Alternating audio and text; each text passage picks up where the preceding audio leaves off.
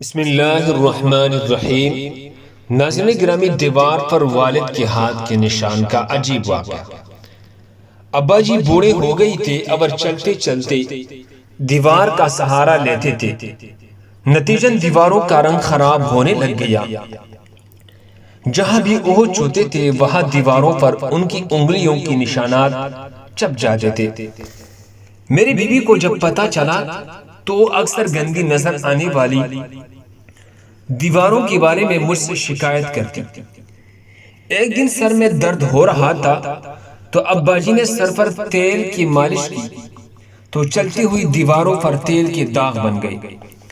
یہ دیکھ کر میری بیوی چیخ اٹھی اور میں نے بھی غصے میں اپنے والد کو ڈانٹ دیا اور ان سے بدتمیزی سے بات کی۔ انہیں مشورہ دیا کہ چلتے وقت دیواروں کو ہاتھ نہ لگائے۔ وہ بہت غمگین نظر آئے۔ مجھے اپنی رویے پر شرمندگی بھی محسوس ہوئی، مگر ان سے کچھ نہ کہا۔ ابا جی نے چلتی ہوئی دیوار کو پکڑنا چھوڑ دیا اور ایک دن وہ گر پڑے اور بستر سے جا لگے، جو ان کے لیے بستر مرگ بن گیا اور کچھ ہی دنوں میں ہم سے رخصت ہو گئی۔ میں نے اپنے دل میں احساس جرم محسوس کیا اور میں ان کے تاثرات کو کبھی فراموش نہیں کر سکتا تھا، اور اس کے فوراً بعد اپنے آپ کو ان کی موت کے لیے خود کو معاف نہیں کر پاتا ہوں۔ کچھ دیر بعد ہم اپنے گھر کو پینٹ کروانا چاہتے تھے۔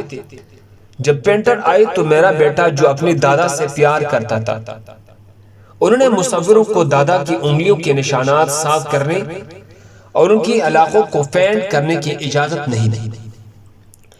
پینٹر بہت اچھے اور جدت پسند تھے۔ انہوں نے اسے یقین دلایا کہ وہ میرے والد کے فنگر پرنٹس، ہینڈ پرنٹس کو نہیں ہٹائیں گے، بلکہ ان نشانات کے گرد ایک خوبصورت دائرہ بنائیں گے اور ایک منفرد ڈیزائن بنائیں گے۔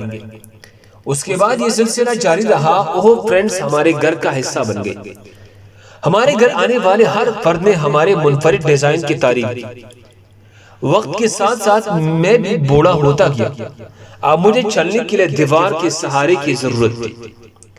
ایک دن چلتی ہوئی مجھے یاد آئی اپنے والد سے میرے کہی ہوئی الفاظ اور سہارے کی بغیر چلنے کی کوشش کی تاکید۔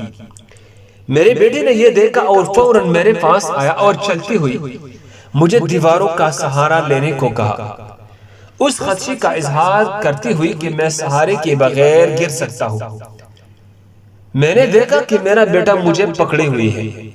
میرے پوتی فوراً آگے آیا اور پیار سے میرا ہاتھ اپنے کندھے پر رکھ کر سہارا دیا۔ میں تقریباً خاموشی سے رونے لگا۔ اگر میں نے اپنے والد کے لیے بھی یہی کیا ہوتا تو وہ زیادہ دیر تک صحت مند اور خوش رہتے۔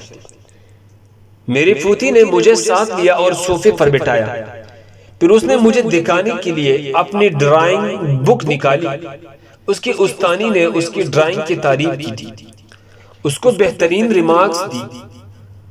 خاکہ دیواروں پر میرے والد کے ہاتھ کے نشان کا تھا۔ اس کی ریمارکس تھی، کاش ہر بچہ بڑوں سے اسی طرح پیار کرے۔ میں اپنے کمرے میں واپس آیا اور اپنے والد سے معافی مانگتے ہوئے رونے لگا، جو اب نہیں تھے۔ ہم بھی وقت کے ساتھ بوڑھے ہو جاتے ہیں۔ آئیے اپنے بڑوں کا خیال رکھیں اور اپنے بچوں کو بھی یہی سکھائے۔ اپنے گھر والوں کو بھی بتائے کہ یہ بزرگ قیمتی ہوتے ہیں، دیواریں اور چیزیں قیمتی نہیں ہیں۔ اللہ ہم سب کو اس پر عمل کرنے کی توفیق عطا فرمائے۔ جزاکم اللہ۔